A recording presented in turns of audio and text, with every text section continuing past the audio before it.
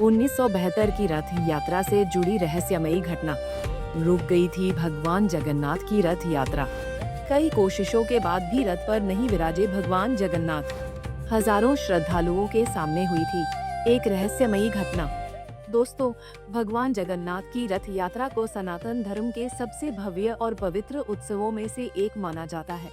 हर वर्ष लाखों श्रद्धालु इस दिव्य यात्रा के साक्षी बनने के लिए ओडिशा के पुरी पहुंचते हैं।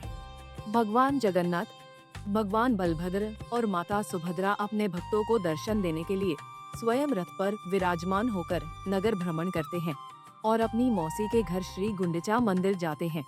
लेकिन क्या आप जानते हैं कि वर्ष 1972 की रथ यात्रा से जुड़ी एक ऐसी घटना आज भी श्रद्धालुओं के बीच रहस्य और आस्था का विषय बनी हुई है।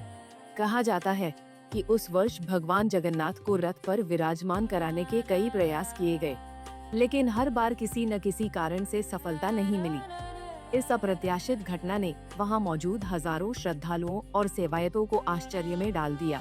बाद में जो हुआ, उसने इस घटना को इतिहास की सबसे चर्चित रथ यात्राओं में शामिल कर दिया। समय था 1972 का।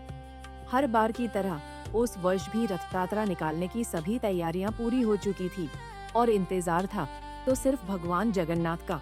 बताया जाता है कि उस समय यात्रा के संचालन को अधिक व्यवस्थित बनाने के लिए प्रशासन ने कुछ नई व्यवस्थाएं लागू की थीं और सभी धार्मिक अनुष्ठानों को निर्धारित समय सीमा में पूरा करने पर विशेष जोर दिया गया था।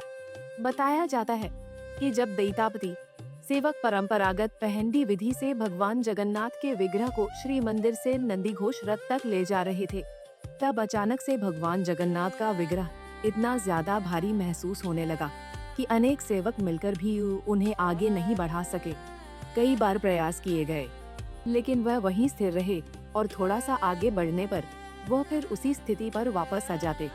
इस असाधारण घटना ने वहां उपस्थित हजारों श्रद्धालुओं और सेवायतों को आश्चर्यचकित कर दिया। किसी को समझ नहीं आ रहा था कि आखिर यह सब क्यों हो रहा है। देखते ही देखते इस घटना की चर्चा पूरे पुरी नगर में फैल गई और हर कोई इसे अपनी अपनी आस्था के अनुसार देखने लगा। कहा जाता है कि मंदिर प्रशासन, सेवायत और उस समय के सरकारी अधिकारी लगातार समाधान खोजने में जुटे रहे। तत्कालीन मुख्यमंत्री नंदिनी सतपथी भी पूरे घटनाक्रम की जानकारी ले रही थी। सभी की यही इच्छा थी कि रथ यात्रा परंपरा के अनुसार समय पर आगे बढ़े, लेकिन परिस्थितियां सामान्य होती दिखाई नहीं दे रही थी। भक्त इसे भगवान जगन्नाथ की दिव्य इच्छा मान रहे थे, जबकि प्रशासन व्यवस्था बनाए रखने का प्रयास कर रहा था। कहा जाता है कि जब अनेक प्रयास के बाद भी कोई सफलता नहीं मिली, तब पुरी के गजपति महाराज से निवेदन किया गया कि वे स्वयं आकर भगवान जगन्नाथ से प्रार्थना करें। उस समय युवा गजपति महाराज दिव्य सिंह देव ने बिना किसी राजसी आडंबर के नंगे पैर मंदिर से रथ तक पहुंचकर भगवान जगन्नाथ के समक्ष शीश झुकाया। वहां वह एक शासक के रूप में नहीं, बल्कि एक भक्त, एक सेवादार के रूप में आए और स्वयं को भगवान को समर्पित कर दिया। कहा जाता है कि उन्होंने भगवान जगन्नाथ के चरण स्पर्श किए और अत्यंत भावुक होकर श्रद्धा और विनम्रता के साथ उन्होंने भगवान से क्षमा याचना की और भक्तों के कल्याण तथा रथ पर विराजमान होने के लिए प्रार्थना की। लोक मान्यताओं के अनुसार कहा जाता है कि गजपति महाराज की प्रार्थना के बाद जो विग्रह पहले बहुत भारी महसूस हो रहा था, वह अब अचानक से उतना ही हल्का हो गया कि दैतापति सेवक बिना किसी कठिनाई के भगवान जगन्नाथ को नंदीघोष रथ पर विराजमान कराने में सफल हो गए।